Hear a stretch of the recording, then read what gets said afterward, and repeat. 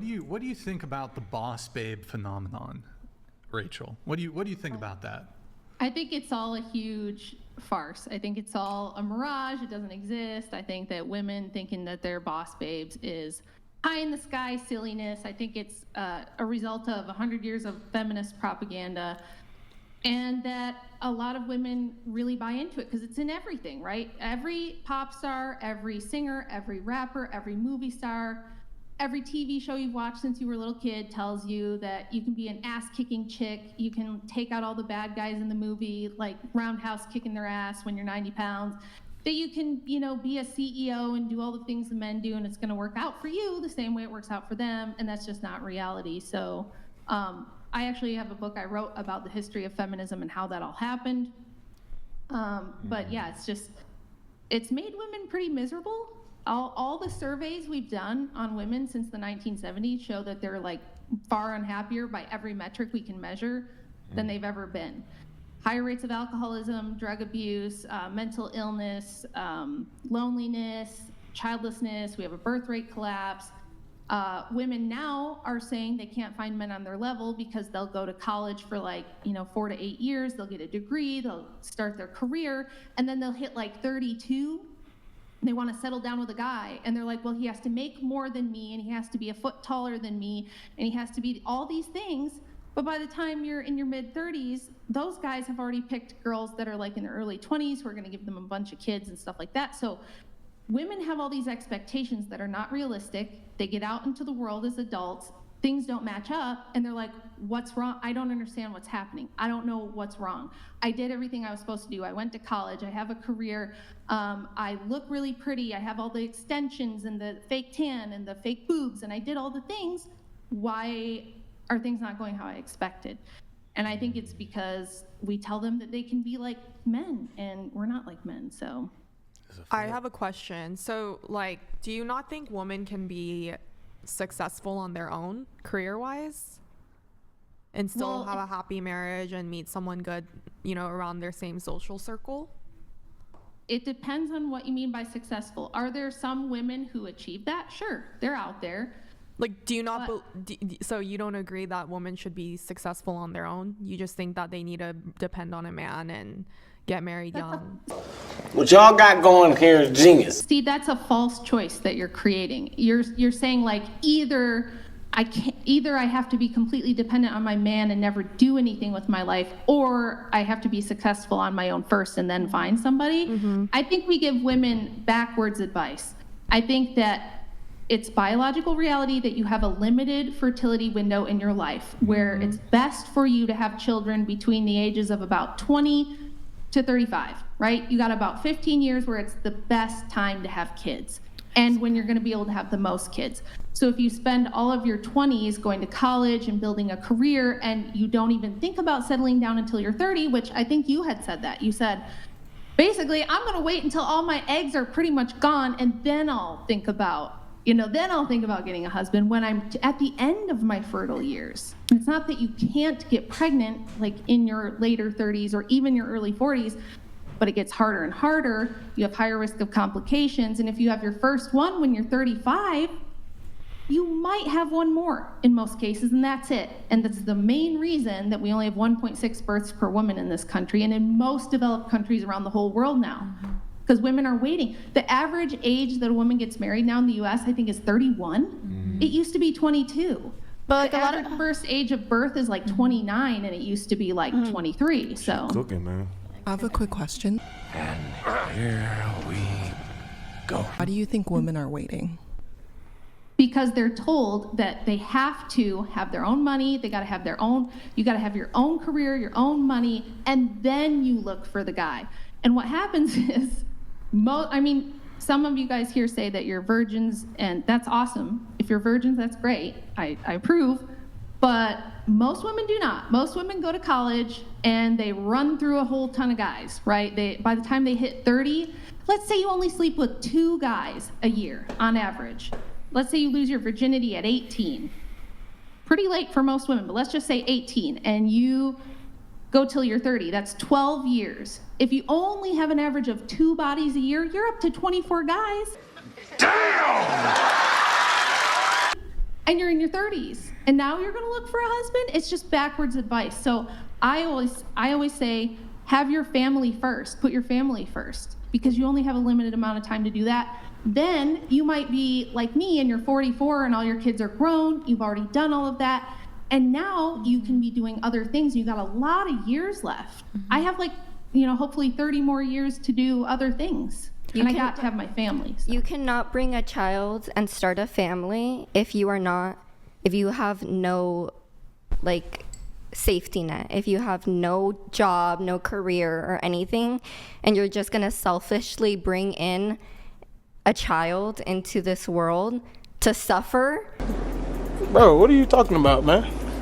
Because you have no safety net and you have no money, and now you have to provide. We went to the worst possible scenario, though. But that's really what happened. That happens But they don't have to, though. very often. Yes, You'd be very surprised. Bitch, what? Oh my God. Wait a sec, real quick, Chair 5, were you going to say the same thing? Did you have the same objection? No, I was gonna say you're saying that how people women wait. I actually think that because of this generation, I think women have a mindset where they choose not to have children until they meet the right guy. It's not for me, I don't want children, but who knows? You know what I mean? Who freaking knows where I'm gonna be at, or mindset wise when I get married. I don't want to get married, but you don't know what's gonna happen. So personally, I don't want children ever. Okay. But so it's not me waiting. What the hell are you talking about? Decision, and it takes a lot of responsibility. And if you're 20 and you are not going to college, you don't have a job, and your only thing in your head is I need a family, your priorities are completely out of whack. Can I say something? I want to respond to Bangs really quick, because what she just said, that is the brainwashing I'm talking about. That's the propaganda that I'm talking about. For all of human history until 50 years ago, maybe 40 years ago, people did things the way I did it. People did the way I'm recommending. Everyone had their children at 18, 19, 20, 22 years old. Everyone got married young. It worked for thousands and thousands of years, and now suddenly you're going to tell me that doesn't work. No, of course it works. Not in this economy, girl. Yeah, no. Y'all not thinking about it. No, how do you think the economy got this way? Because we were able to raise kids on one income for all of human history until, again, 40 or 50 years ago. What changed? What changed in the 70s that made it so that you need two incomes now to survive? What do you think it is? Pricing, literally everything's more expensive now. Nope. Wrong. It's not that. We've had much higher periods of inflation. Okay. Can I say something? The reason it happened, this is my field of research. I can tell you exactly why it happened. Can I put my own experiences on top of what you're gonna say? It's time to go to bed. Literally, my mom is almost 70 years old, and she has literally 12 children. Yeah, 12 children. Same mom, same dad, and she has 12 of them. And on her own, she would not have been able to do it. Why? Because yes, she's a lot older, and she did believe, oh yes, I need a family, I can do this, everything. But yes, we did grow up and struggle, and my mom still tells us. Why'd you get the kumquats out of your mouth and get to the fucking point? Because I don't know what you're talking about. She preferred that she never had children, simply because she made our life, our entire lives were shit. Our entire lives were shit. Wait, hold on. Your mom told you she would have preferred to not have you. Really? Of us, because the life that she gave us. No, because the life that she gave us was so bad. She couldn't give us a good life for all of us. The quality of life is important. No, she had my dad. And they both worked? Okay. Yes, and they worked, and even though, I was born in 2001, my mom was still struggling with 2 house incomes with the economy that we live in now. So for me to say, my mom literally, it feels she feels bad for us, how she couldn't provide more for us than she really wanted to, with 2 incomes. So. But at the same token, then you have to take accountability of what you can possibly do. If 2 parents know they can't afford to do That's things. Exactly what I'm saying. No, That's exactly what she's saying. Hold on. That's not what she's saying. She's saying that they have what it takes to take care of the children they have. If you know that you financially with 2 people are not strong enough, No offense. No. Why would you have 12 children? No, that's what I'm saying. They were. I'm telling you, when time went on, when my mom got older and she had more children, the economy worsened, where things became more expensive. 12 children. That's a lot of children. Rent came up. Mind you, my oldest sibling is as old as she is. That's my older brother. My brother's 45 years old. You don't need to have children at 20. You can wait until you are more secure and you have. You're stable. But she explained why. So what y'all are talking about is emotion. She's talking about. She's literally. She just goes a little mad sometimes. We all go a little mad sometimes. She's not saying that we shouldn't wait. You need to be prepared to have a family. You can't just bring in a family. And she's calling us brainwashed. Can I? She did call us brainwashed. Go ahead, Rachel. Go ahead. Okay. I'm not putting you down by saying you're brainwashed. Bro, we brainwashed out here, bro. College and not have kids. This is a purposeful thing that they did. It was a top-down deal. The book explains everything. We don't have time to go into that now. But all throughout history, people have been poor. Poverty is a reality. It's never going to completely go away. There will always be poor people. And by the way, the only people who are still having kids above replacement level are the poorest people in the world. People aren't not having kids because they don't have money. That people think that. It's not true. The richer people are the ones not having any kids. The poor are still having more children. I'm not saying that that's good, but what I'm saying is that you absolutely can have a family on the younger side, and that if we didn't have every single woman working in the workforce, this is why it's not affordable. In the 1970s, the government pushed women into the workforce. It was a CIA program. There was federal funding behind it to push women into colleges and universities, to give them grants to go to school, to give them loans to go to college. And so all the women entered the workforce in huge numbers in the 1970s, and it created, there's my cat, a depression in wages. So men's wages have completely stagnated, and no, you really have a hard time having a family on one income anymore. Got him! Got him! That's not the way things are supposed to be, and it was never like that until we pushed women out of the home and into the workforce. That is the primary cause of the two-income economy. So people could have families. They could get married young if we had women being responsible, if we encouraged women to maintain their chastity, to not go to college. For like, none of you guys. So only men have a chance in this world and women don't? Is that what you're saying? Thanks. Only men can go to college and women can't? Hold on. Lady, you're brainwashed. Hold on. I'm sorry, what are you talking about? No, I'm not. For the sake of families. Not everybody wants to have a damn family. Hold on. Here, Rachel, I'm going to have you finish. Then you wanted to come in. Then Eric wanted to come in. Then you can go. Go ahead. Okay. So the problem with your thinking here is who's going to have the babies? And I know you're all going to say, we don't care. If I don't want babies. I don't want a family. I don't care about that. I did a big rant on the last time I was on about why collapsing birth rates are going to force us back into the dark ages if we're not careful. We are on the edge of population collapse. And you're going to be offended, and that's okay. I understand the reaction. But none of you have a degree in anything that's worth a shit. You have degrees in stuff like theater, communications. Women get degrees in stuff like psychology, interior design, HR management, all this kind of nonsense. Okay? The men are the ones that do all the really important essential functions in the world. They build all the infrastructure, they do all the engineering. Men still occupy all the dirty, dangerous, and difficult jobs. Most women have jobs that are cushy and could be done by men easily, and used to be done by men who were like entry level in the workforce or other men that had the same skills. Women also have kept the same jobs for the last century. You've all had the opportunity to do whatever you want. You could have been engineers, could have worked for NASA, could have been building rockets with Elon, you could have been working on oil rigs, you could have been timber logging people. You don't want to do that. You want a cushy office job, you want a paper pushing desk job that anyone can fill. It would be better if we encouraged women to be mothers and have families. Now, I'm not saying everyone has to have 5 kids or 12 kids, But I'm saying we need more than 1.6 children per person, or you're going to run into what's happening in places like South Korea, Japan, and Canada, where they have such an imbalance in the population of older people. There's not enough younger people to support the older people who are still living, and that's going to be all of you. All of you are probably going to live into your 80s, and you won't have kids to take care of you, and there won't be a younger generation that can support you in your old age and pay for your medical care and everything that you're going to need when you're too old to work. And this is a real problem. It's a very serious problem. The UN has been projecting this for decades. World leaders are trying to figure out what the hell to do about it. It's a serious problem.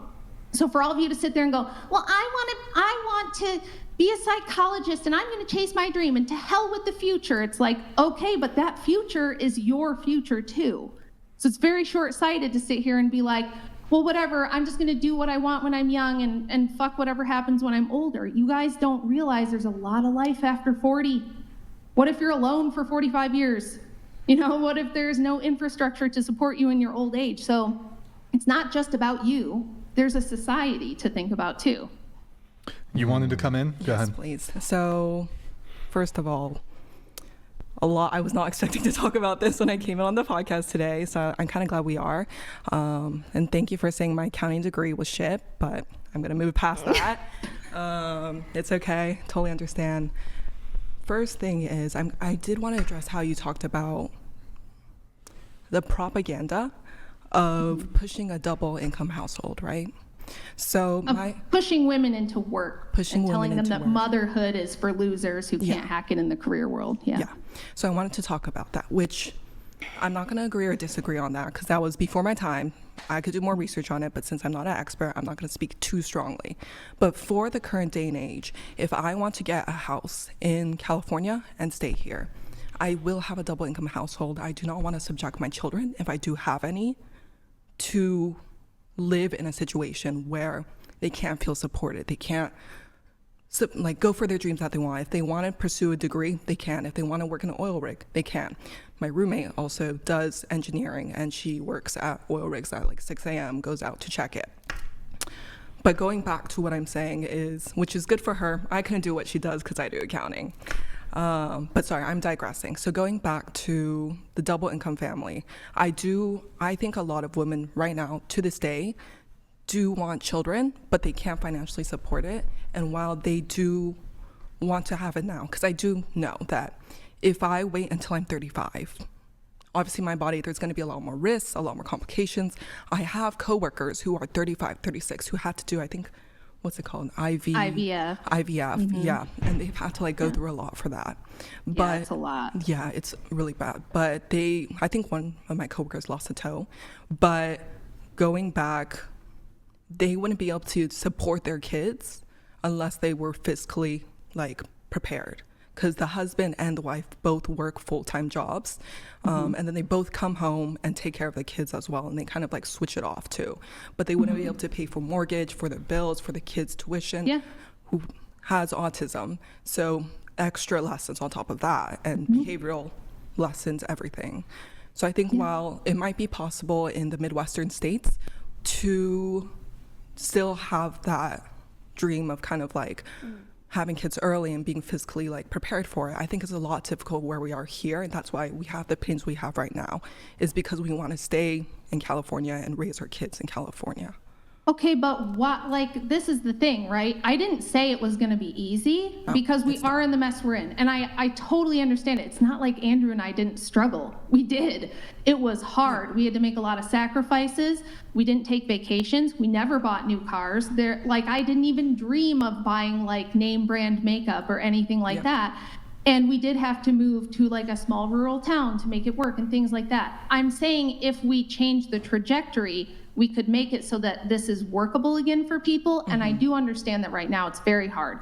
There's one big silver lining though, which is that with the internet, a lot of people, in fact, they're saying 40% of all jobs in North America will be remote by the year 2030. So there is a good opportunity for a lot of women to work more part-time-ish hours from home and probably still make some money. There's a lot of things you can do on the side. I used to do firearms instruction on the weekends because I could teach a class and make $1,000. So you might have to find some solutions. You might have to find some workarounds. I'm not saying it's like evil for women to work. I'm not saying you should never have a job or that you shouldn't be educated. I'm saying you can get educated without college. That's one. There's a lot of ways to get a good paying job without having to go to a university and take on what most women take on, which I think is an average of $60,000 in debt, which is another thing that prevents people from wanting to get married and have kids. You start your life in a ton of debt. And women are now the primary debt holders in this country because of their college debt. And so, of course, they're not going to have as many kids. So I'm saying, like, on an individual level, I understand you have to work with the world you were born in. I did too. There was plenty of times where I had to work when I was young, and I hated it. And it's primarily how I started doing my research, because I was like, how did it get like this? How did it get so hard for me to just be a mom and stay home and raise my kids myself? And that's the only other thing I really want to say, is that we all talk about what women want and what's good for women and whether they should be able to have careers and motherhood at the same time, but nobody ever talks about the kids. It's so Nobody ever talks about the fact that almost every child now is raised in daycare and public school. They spend 8 to 10 hours a day with public school people, daycare people. They see their mom for like 2 hours a day. And what no one ever tells you guys is that 95% of the time you'll ever get to spend with your kids is gone by the time they turn 18. And you don't ever get that time back. You can't go back and redo it. You don't get a second chance. So I do think the situation is super fucked up. And I do feel bad for women, which is why I wrote the book, which is why I have my own YouTube channel, which is why I have a Substack. Now that I do have the time, that's what I want to do, is help people who do want to be moms, help women navigate this like awful this awful world where it's like, what do? I feel like I lose no matter what I do. But I have a question. Do you mind if I, sorry to interrupt for that. So I'm going to just give a very specific example. So say it's me, I'm like 27-ish. My income is like a little under $100,000 a year. I still won't be able to afford mortgage, even if I get a partner that matches my income. And my like daily, monthly expenses aren't too high. I have a fully paid off car. I don't really shop a lot. I don't plan on getting a new car or a new house or anything.